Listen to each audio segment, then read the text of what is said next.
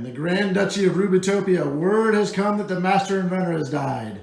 The Duke has summoned all inventors to come to the capital city of Goldberg.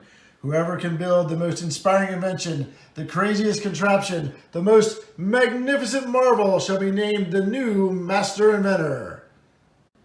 Magnificent Marvels is a game for 2 to 4 players who will build their marvels from components. These components consist of such wonders as magnetrons, dynamos, clockworks, optoscopes, and integrators. Each component is built from raw materials as indicated in the gray box beneath the graphic on the card. Each component also has yellow connection points. The cards will connect to each other at those connection points to create the marvel. At the start of a game, 2 absolute scoring cards are dealt along with 1 competitive scoring bonus. At the end of the game, each marvel will score by the 2 absolute scoring methods, but only 1 marvel will get the competitive bonus. The many unique combinations of scoring methods that are available will lead to new and unique games every time Magnificent Marvels is played.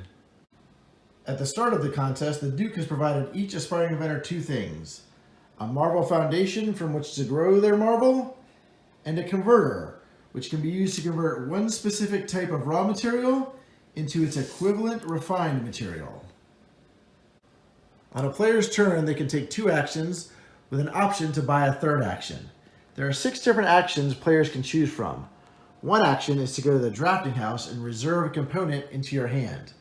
While components can be built directly from the board, paying a fee to reserve it into your hand can be effective if you think an opponent is going to beat you to it.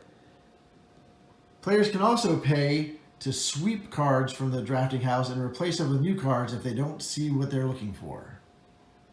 For another action, a player can send workers to collect raw materials from the iron and copper mines, the forest, and the sand pit. There are 2 types of workers in Magnificent Marvels. Each player has 2 apprentices in their player color, or if they feel like they need more help, they can hire laborers from the most popular pub in town, the Steam and Sprocket. A 3rd type of action is to use the converters to convert raw materials into refined materials. The owners of the converters must be paid. However, a player gets a discount when they use their own converter. When a player has collected the correct types of resources, they can send one of their workers to the workshop to build a component onto their marvel.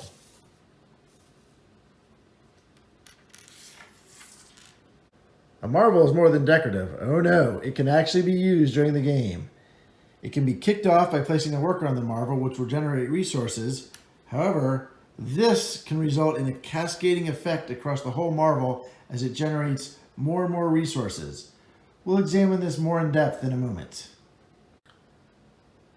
Lastly, players must take an action to return workers from the board or the marvels. There are no set rounds in Magnificent Marvels. Play just continues clockwise. Therefore, there's no set period of time when workers are returned to their players. When an action to return workers is taken, apprentices go back to their players,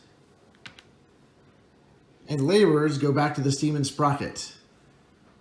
This has the effect of potentially helping your opponents by returning their apprentices to them. However, there is monetary compensation for the player that does this. Let's talk a little bit more about running your marvel.